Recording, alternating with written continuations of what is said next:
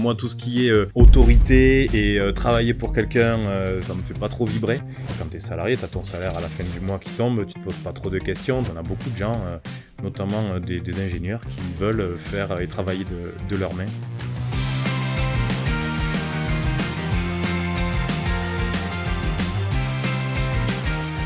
Bonjour tout le monde, bienvenue sur ce nouvel épisode du podcast Un mois en entrepreneur. Moi, c'est Léna Daxonote et aujourd'hui, on accueille un nouvel invité sur notre podcast.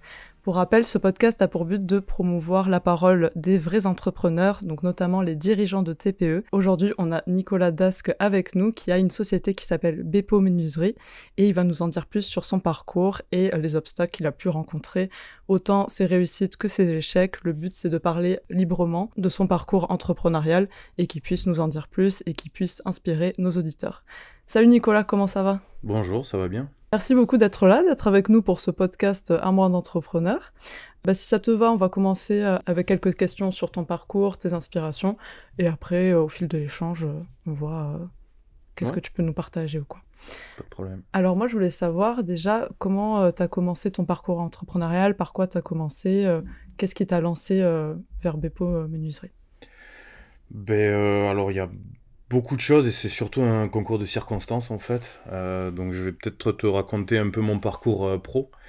Moi je suis ingénieur à la base, donc j'ai fait l'INSA de Toulouse. En mécanique, j'étais passionné par l'automobile, par l'aéro, donc je voulais bosser là-dedans.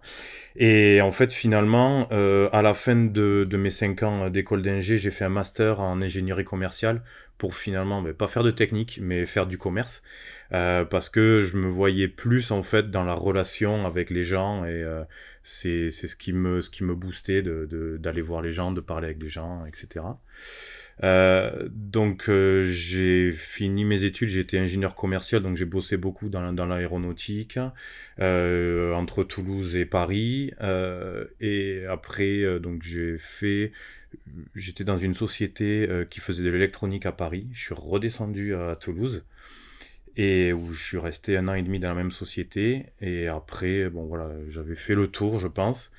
Je suis parti de cette société pour faire toute autre chose et être dans l'événementiel, donc pour gérer et monter un salon dédié au spatial. Mais finalement le salon, pour beaucoup de choses, et je vais pas y revenir, ne s'est pas fait. C'était au moment aussi du Covid. Le Covid commençait, il y avait beaucoup de concours de circonstances comme je l'avais dit. Et en fait, juste après, avec ma compagne, on a voulu aller en Australie. Donc on est parti en Australie et on n'avait pas intuité, donc on est parti février, c'était le Covid un peu partout, sauf en France, donc on s'est dit, on s'en fiche, on y va. Et on a commencé à voyager en Australie. Au bout d'1 mois et demi, tout était fermé, on pouvait plus bouger, on s'est dit qu'est-ce qu'on fait. On avait nos appartements ici en location, donc obligé de revenir en France.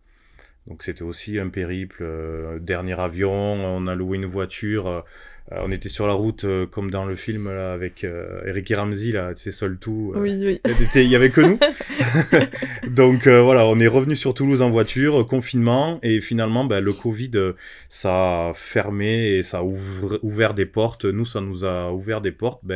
Avec Clément, qui est mon cousin, on discutait depuis longtemps de la possibilité d'avoir notre propre société. Lui, il est menuisier depuis 10 ans. Il a un parcours où il a travaillé à Bordeaux, à Paris, dans des sociétés. Il faisait de l'agencement sur mesure, mais en fait, son but, c'était de monter sa boîte et de faire vraiment de l'agencement de ce qu'il voulait, c'est ce qu'il aimait, en fait. Et moi, depuis que j'étais sorti de cette école d'ingé, je voulais monter ma boîte, mais j'avais pas d'idée. Donc, le but, c'était de monter une société. On s'est dit, juste après le confinement, on va chercher un atelier. On l'a rénové et on a trouvé un atelier à Brax, là où on est actuellement. Pareil, on n'a même pas fait de business plan. En fait, on s'est lancé vraiment... on s'est dit on y va, on n'a rien à perdre, c'est le Covid, on y va, donc voilà. Et finalement, on s'est lancé août 2020, et en fait, le Covid, ça nous a mis une belle accélération parce que les gens étaient chez eux, sont restés chez eux, et ils ont pu voir qu'il leur manquait, je sais pas moi, une bibliothèque, il fallait qu'ils refassent leur cuisine, qu'ils aient une pièce pour faire du télétravail. Donc finalement, ça nous a permis de nous lancer. Et depuis 2020, on est en constante évolution, augmentation. On a commencé à 2, maintenant on est 4, voire 5 dans la société. Et on fait, pour une petite présentation de la société, on fait de l'agencement sur mesure. C'est-à-dire que pour du particulier ou du professionnel, on fabrique dans notre atelier de Brax et on pose tous les agencements. Donc on peut faire pour des particuliers et du professionnel. On fait des cuisines, des dressings, des bibliothèques, des bureaux, des tables. Pour des professionnels, on peut faire de l'agencement de magasins, de l'agencement de restaurants, de bars, d'hôtels, des cabinets médicaux. Et en fait, ce qui est intéressant, c'est qu'on fabrique tout sur mesure, donc on n'a pas véritablement de limites, à part les contraintes techniques qu'il peut y avoir. Donc voilà. Ok, Voilà l'évolution de mon parcours et la genèse de Bepo finalement. Ok, trop bien. Merci pour le partage. Et du coup, en fait, directement après tes études d'ingénieur commercial, t'es allé en Australie avec ta compagne, et après, t'as fait Bepo Menuiserie avec ton cousin, Ouais, finalement. j'ai quand même travaillé 10 ans, juste après l'INSA, en fait, Ok. qui est l'école d'ingé. J'ai quand même travaillé une dizaine d'années dans des sociétés en tant qu'ingénieur commercial, donc dans l'aéronautique, et puis après dans l'électronique, donc pour vendre des solutions, des cartes électroniques, du design de cartes électroniques, par exemple. Ok. Et dans l'aéro, on faisait des accessoires de sièges pour les avions. Ok. Voilà, en fait, finalement, mon école d'ingé, ça m'a permis de m'adapter à pas mal de choses parce que l'électronique, j'y connaissais rien. Le métier d'ingénieur commercial, il a fallu s'adapter, comprendre, connaître les gens. Donc voilà, tout mon bagage ingénieur m'a servi à ça. Et finalement, en fait, ça me sert beaucoup actuellement parce que ça me permet de m'adapter continuellement. Et en fait, l'entrepreneuriat, c'est ça, c'est s'adapter, je suppose. Et avec mon parcours et mon diplôme d'ingénieur, où on nous a appris à gérer des projets, à nous adapter à différentes situations, ça nous apprend à apprendre finalement. Donc voilà, je me sers tous les jours du peu que je me rappelle de ce parcours-là, quoi. Ok. Donc voilà, 10 ans en tant que salarié dans différentes boîtes, le Covid, et puis après, plus salarié et gérant avec mon cousin de Bepo. Ok. Et pendant tout ce temps-là, du coup, t'avais l'idée de monter ta boîte. Quand t'étais ingénieur commercial, t'avais déjà cette idée de vouloir lancer ta boîte un jour? Ouais, franchement, tous les ans, quand je faisais des entretiens annuels avec mes managers, c'est ce qui ressortait. Parce que, c'est pas trop politiquement correct ce que je vais dire, mais voilà, moi, tout ce qui est autorité et travailler pour quelqu'un, c'est... pas que j'aime pas, mais bon, ça me fait pas trop vibrer, finalement. Donc, voilà, j'ai toujours eu en tête d'être mon propre patron, de pouvoir construire quelque chose et de pouvoir faire évoluer quelque chose. Alors, sûrement, peut-être que tout seul, je l'aurais pas fait. Et là, à 2, avec Clément, on est assez complémentaires. Donc, lui gère l'atelier. Maintenant, on a des salariés en plus. Donc, voilà, il gère tout ce qui est technique, fabrication, pose. Et moi, je m'occupe de tout le reste. Donc, les devis, aller chercher les clients, la prospection, les achats, gestion de projet, la comptabilité. Enfin, voilà, tout. Et donc, on est assez complémentaires parce que moi sans lui et lui sans moi, on n'aurait pas pu créer la boîte finalement. Ok. Voilà. Ok, super. Et c'est vrai que, enfin, je rebondis sur ce que tu disais par rapport au Covid, c'est que j'ai l'impression que les gens ont un peu pété un câble, si je puis dire, mais ils ont voulu refaire toute leur maison, ils ont voulu déménager, construire carrément une autre maison.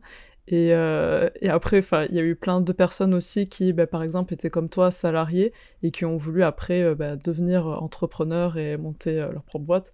Donc, enfin, j'imagine que le fait qu'il y ait eu le Covid aussi, ça a dû peut-être animer encore plus cette envie de devenir vraiment entrepreneur et d'être à son compte, quoi.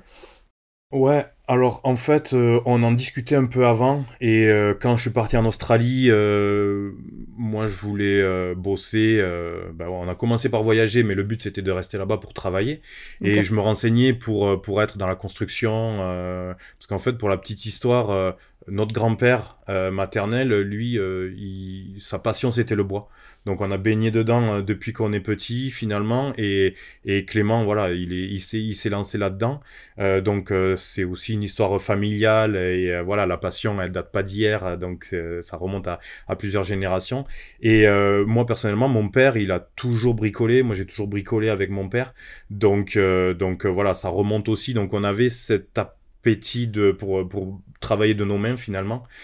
Et en effet, le Covid, pour revenir à ta question, comme je disais, ça a fermé des portes pour certains, mais ça en a ouvert d'autres, et Mhm. ça a ouvert des possibilités. Et en effet, on se rend compte qu'il y a beaucoup de gens qui se reconvertissent et qui changent de boulot, parce que ben, ça a fait changer les mentalités.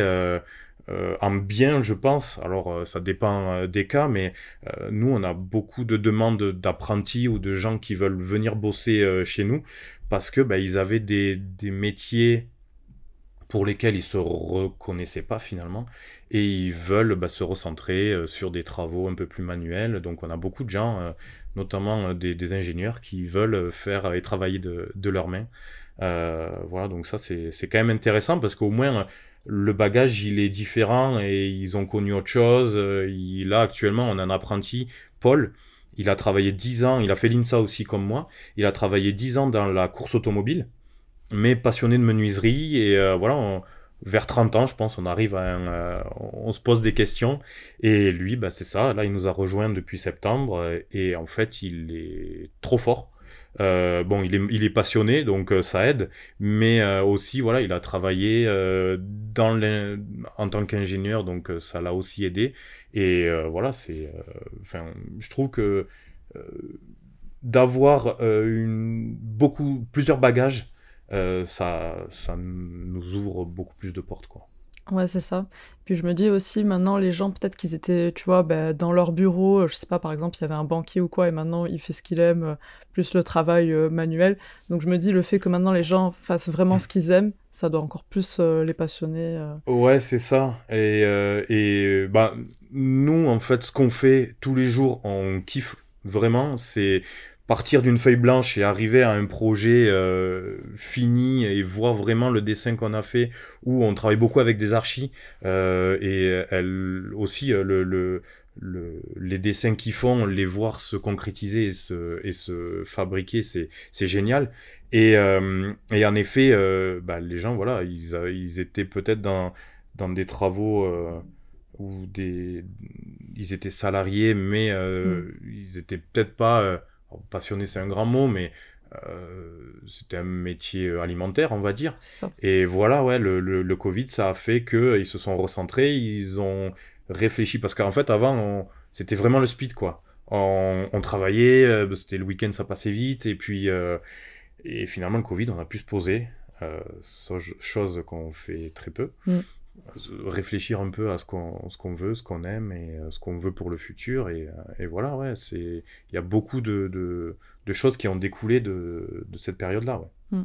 Ouais, c'est ça. Je pense que les gens, ils ont pu vraiment se poser, se dire, OK, qu'est-ce que je veux faire maintenant? Enfin, ils ont réalisé peut-être qu'ils n'étaient pas forcément bien dans leur vie professionnelle ou quoi. Du coup, ils ont pu se lancer dans leur Ouais, bien activité, sûr. quoi. Ouais. Et moi, je me posais une question, comment ça se passe de travailler avec son cousin? Et enfin, tu m'as dit qu'il y avait un peu une histoire familiale et tout derrière, enfin une grande histoire familiale. Et c'est vrai que je j'ai l'impression que des fois, il y a des entreprises familiales où ça se passe très mal, et il y a des histoires aussi où il y a des entreprises familiales où ça se passe super bien. C'est quoi, toi, ton expérience avec ton cousin Clément, du coup? C'est un peu mitigé. Non, en fait, ça dépend des fois. C'est que on peut se prendre la tête vraiment fort et le lendemain, c'est oublié. Chose que, enfin, on peut tous dire. Parfois, il y a un peu de retenue, mais voilà, moi, Clément, c'est comme si c'est mon frère, donc je peux tout lui dire finalement. Et, mais bon, voilà, parfois, c'est aussi compliqué parce que, c'est pas genre, on finit la journée de travail et comme si on était collègues et voilà, on finit. Donc, souvent, on se voit le week-end, on se voit en famille. Donc, ouais, la société, elle est jamais loin de nos discussions. Donc, parfois, c'est compliqué de couper et on y arrive peu parce que voilà, c'est toujours des discussions. Et moi, en fait, je cogite beaucoup. Donc, parfois, c'est des messages tard ou quoi. Il doit se dire, il me saoule, tu vois. Et vu qu'en fait, on fait pas les mêmes métiers, même si quand on a commencé, on était tous les deux et que moi, j'aime bosser de mes mains, là, actuellement, je suis plus à l'atelier. Je m'occupe de tout ce qui est autre.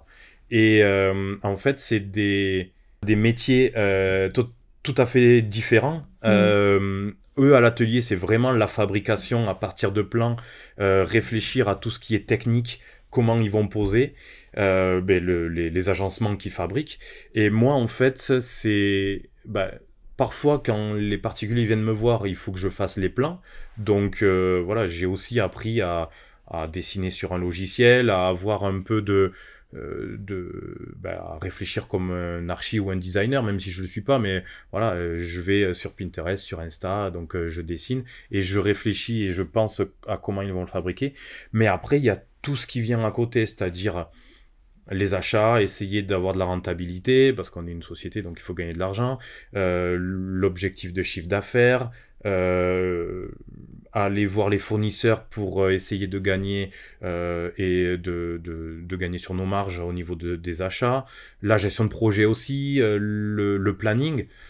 Donc voilà, les métiers sont différents et parfois ça se télescope et parfois il me dit ouais tu me saoules avec ton planning parce que voilà, nous il nous faut un jour ou deux de plus ou voire plus pour réaliser quelque chose et que l'agencement soit parfait.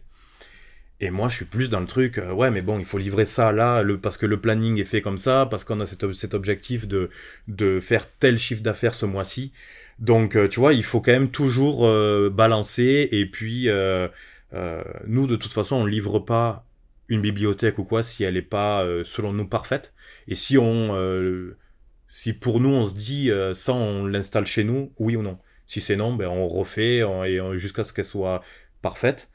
Et bon, voilà, j'ai mis un peu d'eau dans mon vin. Je me suis dit, ouais, s'ils ont un jour ou deux sur ce projet, qu'ils les prennent pour pas que, que le client déjà soit satisfait et pour pas qu'on y revienne, parce que c'est ça aussi qui nous fait perdre du temps. C'est s'il y a un truc qu'on a fait à moitié et qu'on doit revenir chez le client, ça nous fait perdre du temps et même pour le client, c'est pas génial. Donc on préfère que ce qu'on pose soit le top. Même si parfois, voilà, ça se télescope sur d'autres priorités. Mais voilà, nous, la priorité, c'est que le client soit satisfait de ce qu'il a commandé, ce qu'il a dessiné. Et après, le reste, on essaye de s'y accommoder du mieux qu'on peut, quoi. Donc tu dirais que le fait d'avoir deux métiers différents, ça aide aussi, comme ça vous êtes complémentaires et vous êtes, entre guillemets, obligés de vous écouter. Le fait, je pense, d'être cousin aussi, ça aide. Enfin, je rebondis juste sur une anecdote perso. Moi, j'ai deux frères, par exemple, et c'est vrai, c'est ce que tu disais, on peut se disputer, par exemple, le lundi, et le mardi, en fait, il s'est rien passé du tout, quoi. Donc c'est vrai que je pense que ça aide, ce côté-là. Et après, le fait que j'ai l'impression que vous avez les mêmes exigences, en fait, par rapport... à la rendue du produit ou quoi que vous fournissez à votre client. Donc, c'est venu au fur et à mesure. Hein. Là, la société, elle va avoir 4 ans. Donc, on en parlera tout à l'heure peut-être avec les échecs, mais on a eu beaucoup de... Enfin, on s'est paumé sur pas mal de projets, au niveau de la qualité, au niveau du délai, du temps passé. Donc, voilà, ça c'est au fur et à mesure où on a dû s'arranger, apprendre aussi, parce que moi je le connaissais, mais tu vois, dans la vie familiale, et puis on sortait ensemble, etc., en soirée, mais là maintenant c'est au niveau pro. Donc il a fallu s'adapter l'un à l'autre, hein, et trouver un équilibre aussi dans la société. Et au début c'était compliqué, c'est pour ça que je te disais, au début il a fallu s'appréhender, quoi. Ouais. Mais là, au bout de 4 ans, je trouve que même au bout de 3 ans, en fait, c'est là où la société est pas stabilisée, mais sur un rythme un peu plus régulier, et où nos process sont un peu plus performants, on les a mis à l'épreuve, donc voilà, tout ça, on a aussi beaucoup de projets où on s'est dit, voilà, ça fonctionne, ça fonctionne pas. Tout le rétexte en fait des projets m'ont servi à moi et lui ont servi à lui, et finalement de deux là maintenant ils sont 4 à l'atelier, et on a un gars, Timothée, qui avait sa société et qui a 20 ans d'expérience, donc lui nous a amené aussi toute son expérience là, et en fait le fait de s'entourer des bonnes personnes, ça nous a permis d'évoluer. En fait, on n'est pas resté avec fermé d'esprit que tous les deux. Et en fait, il a fallu qu'on s'ouvre, et surtout enfin voilà, on arrivait à une taille de société où si on voulait aller sur des projets un peu plus importants, qu'on embauche des personnes. Et on a trouvé Timothée, qui est notre premier salarié, et qui a une super mentalité, une super niveau humain, il est top, et niveau expérience, ça nous a beaucoup aidé. Donc voilà. Ok, super. Et du coup, c'était quoi vos premières difficultés quand vous êtes lancé? C'est quoi les défis un petit peu auxquels vous avez dû faire face? Alors il y en a plusieurs. Ça a été d'aller chercher des clients. Même si, comme je t'ai dit tout à l'heure, en fait, le Covid, ça nous a lancé, et on a commencé par des connaissances, hein. Je sais que j'ai un pote qui est docteur, qui est médecin, donc on lui a fait son salon, son cabinet médical, pardon. Donc ça nous a beaucoup aidé. On a commencé par des petits trucs. Par rapport à ce qu'on fait maintenant, c'était des tout petits projets, même si on fait des tout petits projets et des gros projets, mais voilà, chercher les premiers clients, ça a été compliqué, même si avec le Covid, je vais y revenir, mais surtout ce qui a été un peu plus compliqué, c'est vraiment se lancer au niveau entrepreneurial, j'allais dire, quelle machine acheter, comment gérer des projets, comment se lancer sur un premier projet, qui aller chercher comme fournisseur, s'entourer des bonnes personnes. Moi, quand je faisais des devis, on essayait de les faire à deux avec Clément, et on mettait tant d'heures pour fabriquer, tant d'heures pour poser, mais au début, on multipliait peut-être par 2, par 3 le temps passé. Donc voilà, ça a été de trouver notre équilibre, et de se lancer sur un rythme de fabrication. Et puis voilà, on a commencé avec peu de moyens. Donc ça a été voilà, quelle machine acheter, et sur quoi investir. Donc ça a été des machines d'occasion sur le bon coin, et peu à peu, avec les projets qui sont arrivés, on a pu réinvestir sur des machines de plus en plus récentes, plus en plus modernes. Et là actuellement on a un super atelier, on n'a pas à rougir, voilà, on a changé des machines il n'y a pas longtemps. C'est un autre investissement, mais bon, au moins ça nous aide à faire la qualité qu'on veut et les projets qu'on veut. Et après, personnellement, la difficulté, ça a été de passer en étant salarié, en étant son propre patron, c'est-à-dire que quand tu es salarié, tu as ton salaire à la fin du mois qui tombe, tu te poses pas trop de questions, tu as la pression, oui certes, parce que tous les métiers ont leur pression. Moi j'avais la pression parce que j'avais une partie variable, donc aller chercher de nouveaux clients, faire de nouveaux projets. Mais là, c'est manger, quoi, c'est-à-dire qu'il faut aller chercher les clients pour avoir les projets, pour se payer.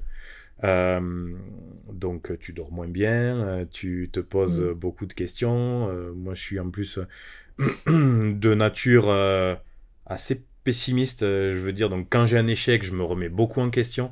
Donc voilà, ça a été tout un chemin. Alors, je suis pas sorti d'affaires, hein, loin de là, mais ouais, en fait, je pense que quand tu as ta boîte et quand tu es entrepreneur, c'est une remise en question continuelle et en fait, le chemin, il est sur toute ta carrière. Tu peux pas te dire, là, c'est bon, je suis arrivé, c'est stable.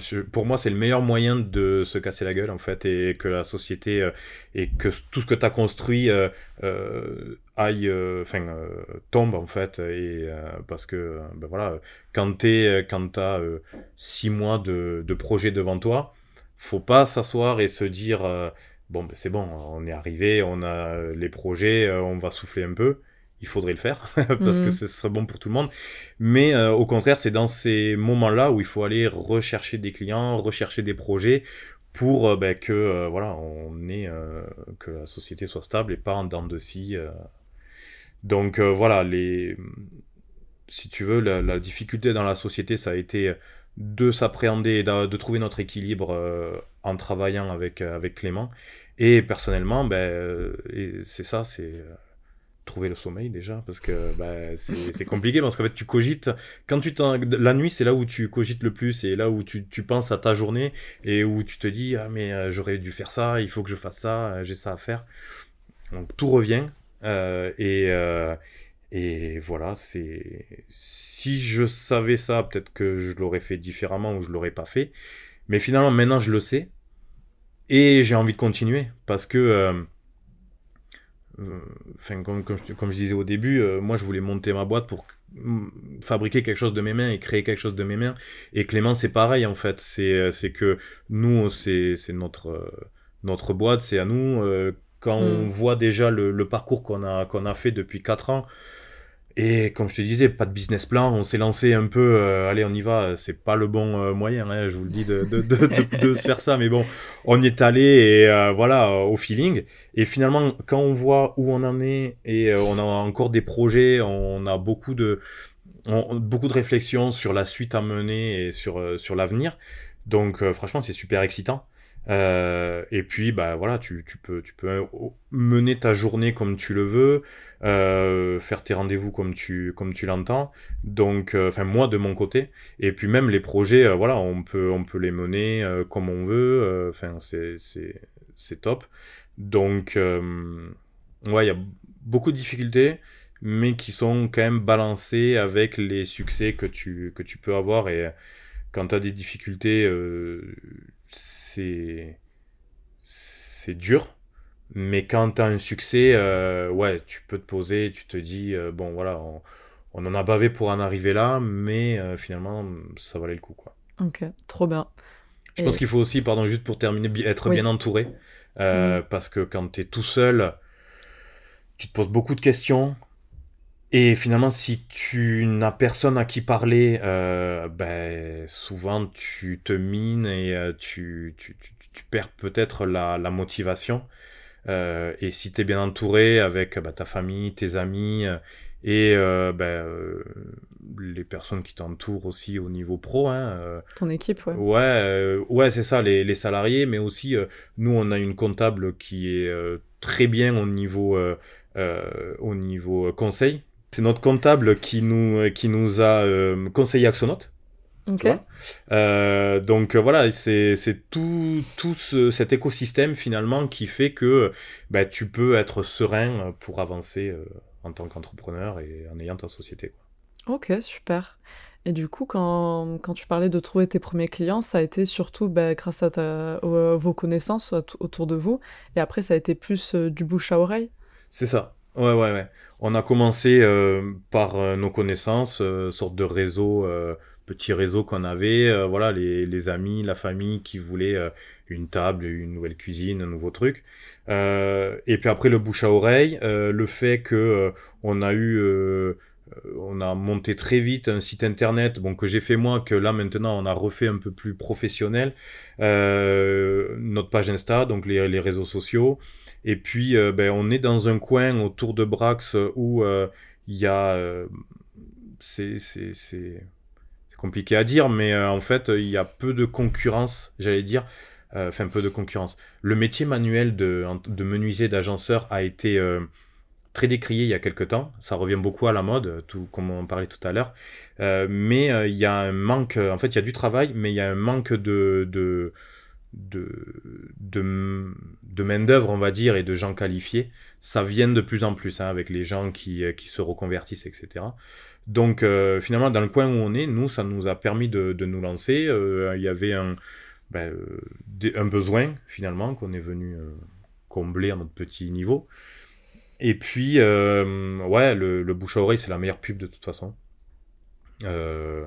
Les réseaux sociaux, finalement, maintenant, ça passe beaucoup par ça. Ouais. Donc au début, c'est comme ça. Et puis après, de fil en aiguille, je me disais tout à l'heure, on travaille avec des particuliers et des professionnels en direct, mais aussi on travaille beaucoup avec des architectes et des architectes d'intérieur qui, eux, vont nous amener des projets. Et nous, voilà, c'est ce réseau en fait qu'on essaye de développer de plus en plus, parce que autour de Toulouse, tout fonctionne par le réseau. Finalement, si on veut aller vers les pros, donc on essaie de développer tout ce réseau d'archi. Voilà. Ok, trop bien. Et après, c'est vrai que moi, au moment du Covid, j'étais en alternance dans la com, et c'est vrai qu'il y avait des études qui montraient que les gens ils ont triplé leur temps, leur consommation sur les réseaux sociaux. Et je pense que ça, peut-être, je sais pas si ça joue ou pas, mais peut-être qu'ils ont passé encore plus de temps sur tout ce qui est Instagram, TikTok. Ils ont dû voir des idées de déco, comme les gens pendant le Covid, ils ont tout voulu refaire chez eux. Et je pense que du coup, peut-être que ça a aidé à ce qu'ils te retrouvent plus sur les réseaux sociaux ou quoi. Alors, possible. ouais, c'est vrai, même si nous, on n'est pas habitué à ça, à gérer des réseaux sociaux, à gérer, à maintenir une sorte de communauté, et puis voilà, donc il a fallu qu'on s'y mette. Là, depuis peu, on est aidé par quelqu'un qui s'occupe de ça, parce que voilà, faire des vidéos, des réels, c'est loin de mon monde, mais on a commencé à le faire, et en fait, on a notre métier et faire de l'agencement, des bibliothèques et tout, c'est super design et c'est super photogénique en fait. Ouais, Donc tu peux faire des super publications. Les gens ils peuvent voir ah ouais, j'ai ce mur là, j'ai vu cette photo là, je veux à peu près la même chose. Donc ils peuvent se projeter. Et en fait les réseaux sociaux pour notre métier c'est trop bien, alors que ce soit Instagram ou Pinterest, où il faut en citer un troisième sur ces trucs-là, mais je sais pas moi, Facebook ou même les blogs en fait, ça nous aide beaucoup parce que les gens nous trouvent comme ça. Et en fait, ils se disent, je veux changer ma cuisine, j'ai vu ça. Alors, le but, c'est de pas avoir la même que ce qu'on a fait déjà, mais peut-être leur donner des idées. Et puis, nous, quand ils viennent nous voir, on essaie de la dessiner ensemble pour que finalement, la cuisine qu'on va faire, ce soit ta cuisine à toi, que tu aies dessinée et que tu te dises, ouais, ça, ok, ça a été fabriqué par Bepo, mais c'est moi qui l'ai imaginé, c'est moi qui l'ai fabriqué. Donc voilà, on essaie de développer ça aussi. Ouais, proposer quelque chose de vraiment personnalisé, quoi. Ouais, c'est le but, en fait, c'est le but du sur-mesure, c'est le but de ce qu'on fait. Oui. Donc oui, j'ai rien contre eux, mais c'est pas de retrouver le même meuble télé que tu peux avoir chez le voisin et que tu peux trouver dans la grande distribution. Le but de ce qu'on fait, c'est que on fabrique quelque chose à ton image, quoi, et que tu l'aies. Il y a beaucoup de gens qui viennent, qui ont pas d'idée, donc soit ils sont accompagnés d'un architecte, soit j'essaie de leur dessiner avec le peu de moyens que j'ai quelque chose et ça peut leur convenir, soit ils viennent directement avec des dessins, des plans et voilà, ils me disent je veux ça, ok, on fait. Ok, trop bien. Alors je rebondis sur un truc que tu disais tout à l'heure, c'est que t'aimais pas trop tout ce qui était un petit peu autorité au travail, et maintenant que toi t'es devenu ton propre patron, pardon, avec ton cousin, comment tu le gères au quotidien, avec ta posture et vis-à-vis de tes salariés? Alors en fait, je me considère pas comme un patron, on va dire à l'ancienne. Déjà, puisque on gère la société à deux, donc c'est toujours, on discute beaucoup sur la stratégie à aborder, sur quel client aller voir éventuellement quand je fais de la prospection, sur un projet, comment le designer, le mener au bout. Et en fait là, les gars qui bossent avec nous, les salariés, Je dis les gars parce qu'il y a que des gars, mais en fait c'est ouvert aux filles aussi hein, sur l'agencement, il y a pas de problème. Nous s'il y a quelqu'un qui veut nous rejoindre qui est au contraire qui est une fille, ça peut marcher. Mais qu'est-ce que je voulais dire? Ouais, c'est que en fait on les met à contribution et on discute avec eux. C'est que ce soit Timothée, Paul, tout le monde, en fait, on discute sur un projet, ouais, comment tu le verrais. Nous, on n'est pas non plus fermé à investir sur des nouvelles machines, donc souvent, ben ouais, j'ai besoin de ça, j'aurais besoin de telle ou telle machine pour que le projet se passe mieux, pour dans l'avenir faire telle ou telle chose mieux. Bah, pas de problème, on investit dans la mesure de nos capacités. Donc, bien sûr, parfois, bah, il faut dire, voilà, ce projet, tu as tant de temps pour le faire et pour tenir un planning, voilà, parce que on doit le livrer à tel moment. Mais c'est surtout, c'est toujours, bah, est-ce que ce planning, il peut être tenu? Oui, non. Si c'est oui, ok. Si c'est non, pourquoi? Comment on peut faire améliorer les choses et qu'est-ce qui te permettrait de tenir ce planning? En fait, pas trop d'autorité, Mm. on essaie d'être humain en fait, d'avoir de la Ouais. discussion et que tout le monde rentre dans les bon, c'est une petite boîte, c'est pas une multinationale, donc peut-être qu'on fonctionnerait différemment avec une taille de société différente, mais voilà, moi je veux que et j'aurais aimé, bah, il y en a eu quelques-uns que les managers que j'ai eu fonctionnent comme ça, beaucoup avec de la discussion en fait. Parce que c'est pas parce que tu es un apprenti ou que tu as 6 mois d'expérience que t'as pas de vécu, que t'as pas que t'es pas ouvert d'esprit, que tu peux pas amener des solutions. Donc pour moi, tout est bon à prendre et voilà, j'essaye Mm.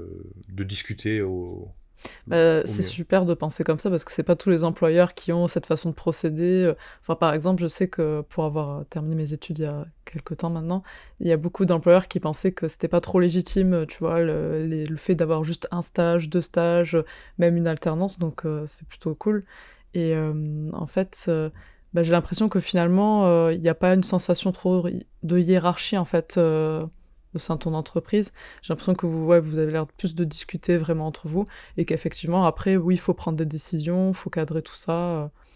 Ouais, c'est ça, notion de hiérarchie et tout, enfin, pour moi, c'est compliqué. Et bon, bref, voilà, enfin, voilà, les salariés, il faut quand même qu'on fasse rentrer de l'argent pour les payer. Bien sûr, ouais. Et voilà, enfin, il faut pas oublier qu'on est une société, on est là pour faire de l'argent et que c'est quand même ce qui doit nous driver.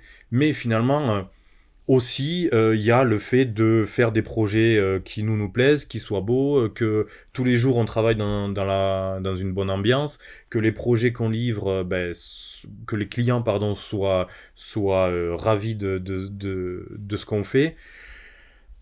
Et voilà, après, c'est vrai que enfin, nous c'est plus simple, on va dire, parce que c'est un métier manuel et que on voit au jour le jour que ce qu'on fait, enfin, on voit grandir les projets. Peut-être que sur d'autres business, c'est différent. Mais ouais, moi, je veux qu'on reste comme ça. On n'est pas, euh, on n'est pas décidé à grandir énormément, à avoir 20, 30, 50 salariés. On veut évoluer, bien sûr, mais pas devenir... enfin, on veut rester quand même une société, on va dire, humaine et qu'on puisse avoir ces échanges-là. Et Hmm. en effet, sans un gars en haut et puis les Ouais, autres voilà. qui disent amen et qui font ce que une personne veut, quoi. Non, on est vraiment dans la discussion. Ok, ok, super. Et après, c'est vrai que toi, du coup, est-ce que tu passes beaucoup de temps à l'atelier? Enfin, parce que c'est vrai qu'il doit y avoir sûrement un équilibre, je pense, en tant qu'entrepreneur, entre tout ce qui est bah, voilà, les tâches dites administratives et les missions, on va dire, de terrain. Toi, comment tu arrives un petit peu à équilibrer tout ça? Comment ça se passe? Parce que est-ce que finalement, t'as pas des fois la sensation d'être plus dans tout ce qui est paperasse, gestion administrative, et des fois, bah, du coup, laisser un peu de côté tout ce qui est mission de terrain? Ou tu arrives à équilibrer ça justement avec ton cousin? Bah, déjà, je l'équilibre avec moi-même, c'est-à-dire que je me réserve des jours dans le mois pour faire la comptabilité, pour faire les factures, pour faire voilà ce genre de choses, les fiches de paye par exemple, payer les fournisseurs, enfin voilà, je me réserve des moments pour ça. Et puis ensuite, je trouve que tout le reste fait partie vraiment de la gestion de la société. Donc faire de la prospection, c'est vrai que, enfin, moi je prends ça comme un jeu finalement. Je me dis, je vais appeler quelqu'un. Si ça fonctionne, j'ai gagné. Si ça fonctionne pas, que je me suis pris un mur, je le prends pas personnellement. J'ai perdu. Voilà, je recommence. Tu vois. Donc, je préfère le prendre comme ça au lieu de me dire, voilà, un échec, je me suis fait rembarrer. Mince, bon, je remets tout en question. Et puis après, tout ce qui est gestion de projet, voilà, ça c'est le projet global. Donc, discussion avec les clients, on le dessine, on le valide, et puis ensuite, on commence la gestion de projet, c'est-à-dire acheter les matières premières. Ce qu'on fait maintenant, c'est que vu que c'est moi qui m'occupe de tout ça, on fait une réunion avec les gars de l'atelier, dont Clément, pour lancer le projet, pour voir s'il y a des détails techniques. Ce qu'on fait, c'est que Clément et moi, on va prendre les cotes chez le client pour faire une réunion et discuter avec lui des petits détails de son projet, de comment il le voit finalement, parce que voilà, Clément a sa vision technique aussi, donc voir s'il y a des petites choses à adapter. Donc lui, il a sa vision. Et puis ensuite, cette réunion avant la fabrication, avec les gens qui vont travailler dessus, pour qu'on soit tous sur la même longueur d'onde et que, en fait, on fabrique ce qui doit être livré et ce qui est écrit sur les plans. Et voilà, et après, fabrication, la pose, et ensuite, est-ce que le client est ravi et après, facturation, on clôture le projet. Donc pour moi, voilà, c'est la vie d'un projet, c'est ça. Je le vois pas comme un fardeau, parce que voilà, c'est tous les projets se mènent comme ça, qu'ils soient petits ou gros. Finalement, quand il est gros, il y a plus d'échéances, il y a plus de choses à voir, mais bon, finalement, un projet, on le gère aussi bien. Et après, comme je t'ai dit, toutes les tâches administratives, il faut le faire de toute façon. Et ce qui est bien, c'est que finalement, Axonot est là pour nous aider un peu. Moi, j'aime bien faire ma comptabilité moi-même. Parce que au moins, je vois mois après mois comment la société évolue, comment la trésorerie évolue, s'il faut aller un mois aller chercher peut-être un projet supplémentaire ou quoi pour être dans les clous. Ok. Donc voilà. Ouais, tu gardes un œil dessus en permanence. Ouais, je préfère. En fait, donc la comptable qu'on a qui nous aide beaucoup fait les bilans à la fin de l'année. On fait un bilan à mi-année pour voir où on en est. Je peux la voir au téléphone si on a des soucis juridiques, par exemple, des conseils. Donc, elle est super présente. Mais voilà, peut-être que ça viendra si on évolue et qu'on a beaucoup plus de salariés. Mais pour le moment, je préfère garder la comptabilité en interne pour voir comment ça évolue, pas jour après jour, mais mois après mois, quoi. Et redresser la barre si on voit qu'il y a un mois où on n'a pas fait ce qu'on a voulu, quoi. Si tu avais un conseil à donner à quelqu'un qui veut se lancer dans l'entrepreneuriat, un entrepreneur, ce serait lequel ? Ça va être bateau, hein, sûrement ce que je vais dire, mais c'est de croire en ses idées, croire en lui, et puis peut-être d'en parler autour de lui pour être rassuré finalement. Euh, et de se lancer. Alors je sais que voilà, maintenant il y a des possibilités d'aide au niveau de France Travail, de l'État, etc. quand on veut lancer notre propre société. Mais y aller quoi. Parce que il y a beaucoup de difficultés, ça par contre faut l'avoir en tête et il faut se dire que ce sera pas rose tous les jours et comme je te disais tout à l'heure, peut-être le sommeil sera compliqué à trouver. Mais en fait, quand tu as des succès, tu te dis ouais, trop bien, et que tu regardes derrière et que tu te dis ouais, j'ai commencé là et maintenant je suis là et je veux aller là. Donc, enfin, j'ai pas non plus de conseils vraiment précis à donner, mais ouais, se lancer, y aller, et puis bah, tu tombes, tu te relèveras toujours de toute façon. Donc, il n'y a pas un mec, même les plus...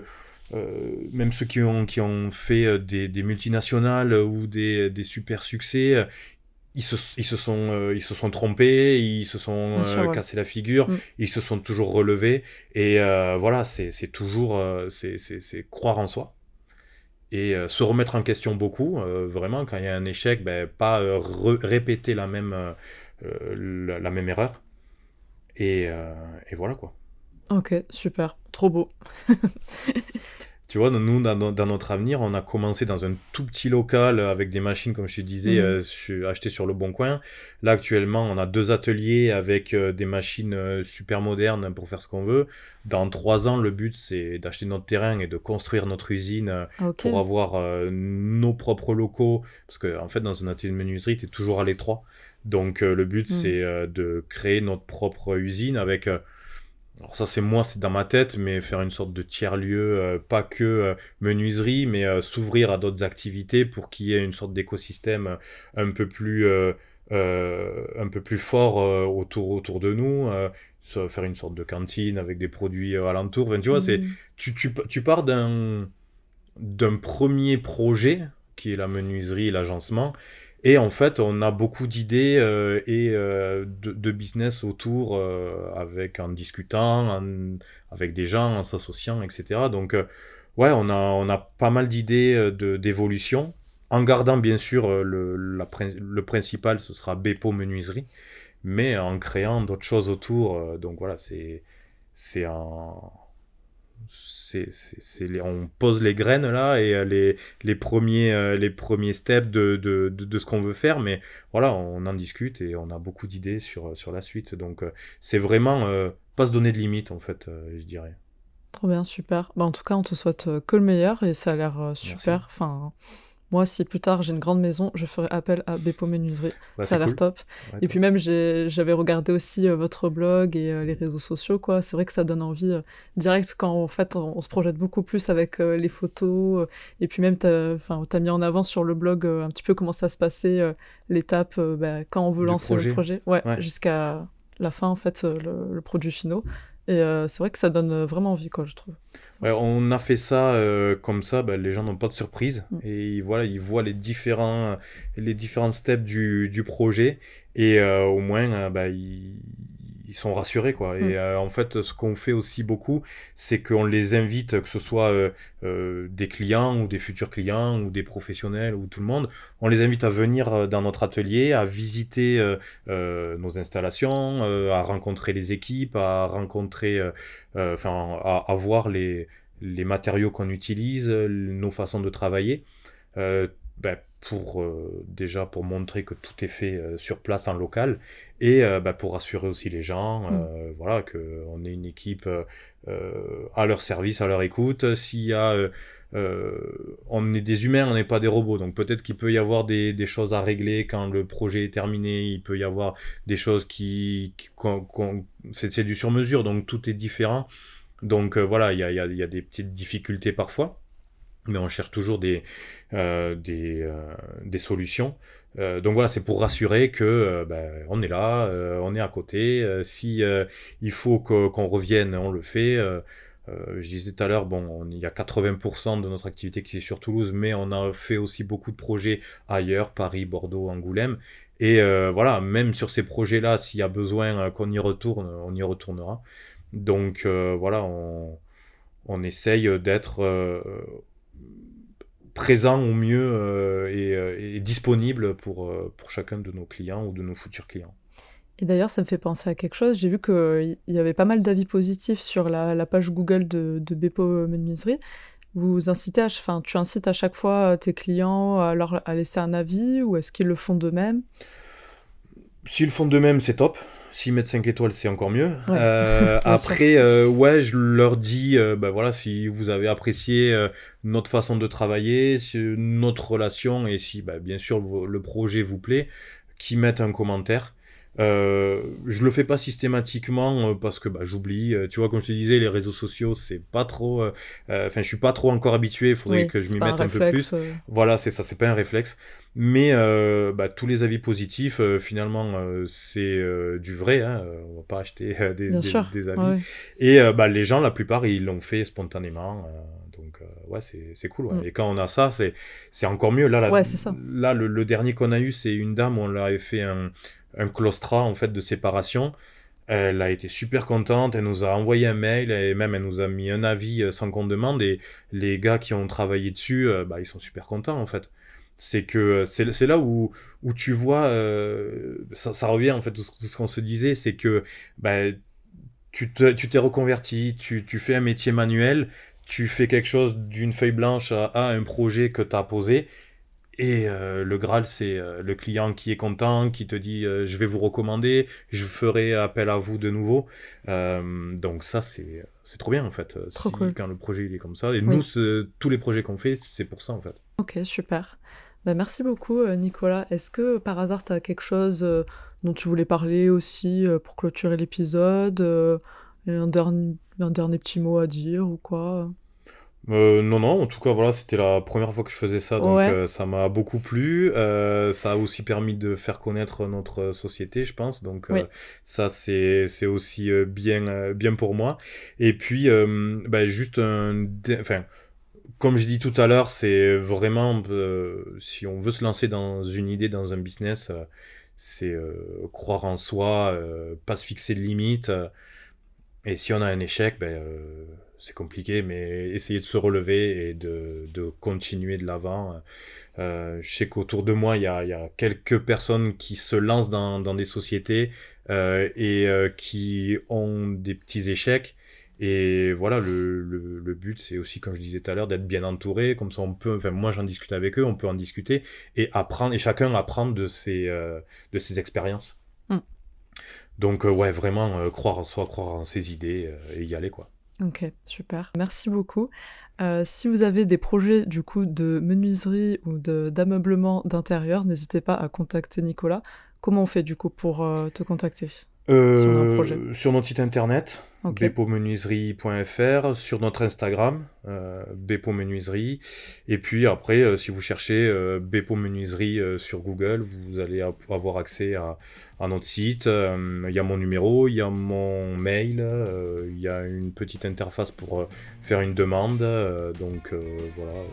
Si vous cherchez Bepo-Menuiserie, on est les seuls, donc vous allez nous trouver. Ok, super. Pas de problème. Super, merci beaucoup Nicolas pour ton partage. J'espère que ça va inspirer bon nombre de nos auditeurs et pourquoi pas aussi plein d'autres entrepreneurs. Quant à moi, je vous retrouve bientôt pour un prochain épisode, À moi un entrepreneur. À bientôt.